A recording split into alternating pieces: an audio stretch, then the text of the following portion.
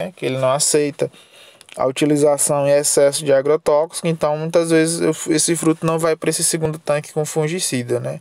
Ou então até mesmo questões de estado, né? Tem estado de legislação de algum estado que não aceita a utilização de agrotóxico, certo? Na pós-colheita. Então vamos lá. Agora nós temos uma classe, né? Uma divisão das bananas, uma classificação, né? E a classe ela diz respeito ao comprimento e ao diâmetro do fruto, certo? Então é o seguinte, para cada grupo de banana, para cada cultivar de banana, vai existir uma classificação dessa, né? No caso aqui, nós temos o que? As classes que vão de 12 a 26 e dentro de cada classe, ó, nós temos aqui de 12 a 26 com relação ao comprimento, nós temos uma variação de comprimento de banana, assim como no diâmetro, né? E aí, o que é que vai acontecer? Lá na hora vão medir banana por banana? Não, né? Já existe aquelas pessoas que são chamados classificadores, então ele já tem uma prática, então é claro que eles têm ferramentas lá como paquímetros e régua que eles vão medindo aqueles frutos, né? Se tiverem dúvida, mas eles já são treinados, então visualmente eles já conseguem fazer essa classificação e tipificação. Então vejam que eles já conseguem identificar faixas. A gente trabalha com faixas em tipificação, por exemplo, na classe 12. Então é aquele fruto que tem aliás, vamos pegar aqui na classe 13, né? Aquele fruto que tem de 13 a 16 centímetros. Então tem uma variação aí de 3 centímetros, certo? Então eles já conseguem perceber mais ou menos aqueles frutos, certo? Mas no balcão, às vezes tem adesivos ali no balcão, como fitas métricas, então eles já vão colocando aqueles frutos ali. Então já dá para ter uma visualização, certo? Assim como no diâmetro também. Mas não é que se vá medir comprimento e diâmetro de fruto por fruto, né? Já tem meio que um macete ali, tem algumas ferramentas que ajudam eles, certo? Aí nós temos também aqui as categorias, né? Essa categoria ela é definida muito pelas questões de danos naqueles frutos, certo? Então nós temos danos que são considerados leves e nós temos danos que são considerados graves, né? Caso defeitos. Então o que é que seria considerado um defeito grave? Um fruto amassado, certo? Um fruto com a polpa comprometida, que é chamado dano profundo, que é quando ocorre na polpa, certo? No caso amassado eu estou me referindo na casca. Lesões de trips, né? Ou seja, aquelas pontuações marrons, né? A gente viu na parte de pragas e doenças, né? Podridão, queima do sol, aí ó, a queima do sol ela é considerada um defeito grave. Mais uma vantagem da utilização do plástico lá cobrindo um cacho, né, que a gente viu nas aulas passadas. Lesões ou manchas que tenham uma área superior de 1,5 centímetros quadrados, certo? E frutos imaturos. Então esses daí são considerados defeitos graves. E quando a gente observa nessa tabela, nós temos essas colunas, certo? Com extra, categoria 1, categoria 2, categoria 3. O extra, ele não aceita nada de defeitos graves, certo? Nada.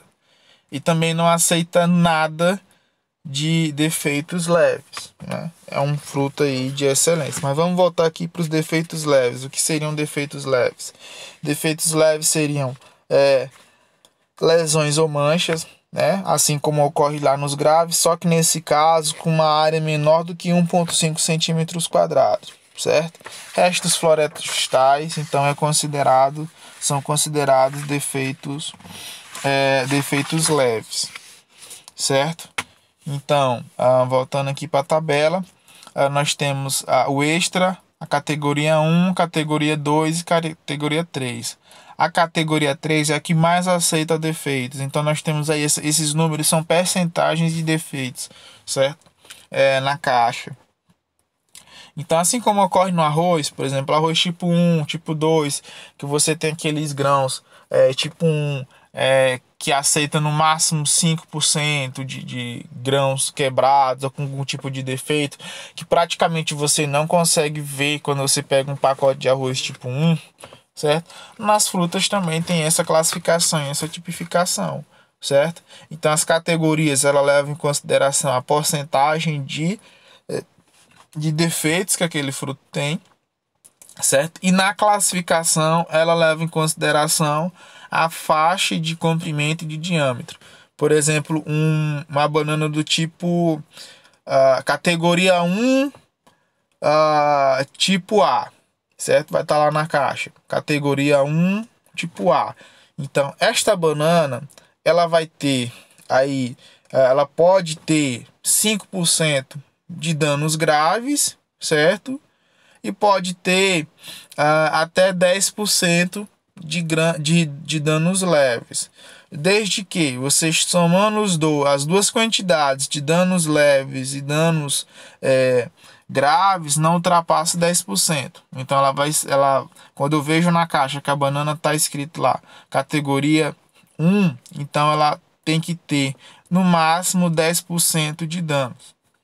Que eles podem ser distribuídos entre 5% de leve e 10%, aliás, 5% de graves e 10% de leve, certo? E como está escrito lá, categoria 1, tipo A, é de se esperar que essa banana tenha um comprimento, né? Tem um comprimento aí de 18 até 22 centímetros, certo? E tenha um diâmetro de 32 a 36 centímetros. E ela seja apresentada na forma de buquê, certo? Então, essa classificação e essa tipificação, você consegue atender públicos diferentes. Por exemplo, quando eu tive uma área produtora de banana lá no Ceará, então eles falavam, olha, a França, né?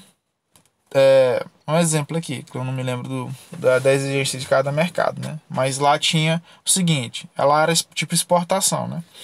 Banana para exportação. Então, banana, categoria 1, tipo B, certo? Espanha, categoria 1, tipo A. Então, eles já faziam essa seleção e essa classificação para atender o padrão de consumo dos seus clientes, certo? Então, tem disso, né?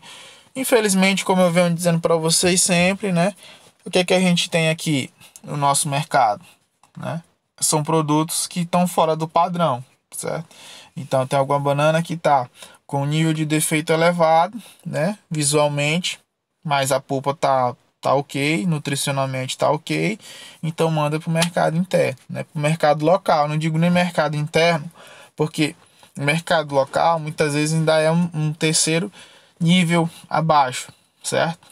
O primeiro nível é exportação, paga em euro, paga em dólar, certo? O segundo, né, são os grandes centros mais exigentes, né? E o terceiro é o local, certo, pessoal? Então na próxima aula aí a gente vai trabalhar as questões dos custos, certo? Em dois sistemas, convencional e orgânico, tentando relacionar a realidade local da gente, e aí a gente conclui a cultura da banana. Um abraço e até a próxima aula.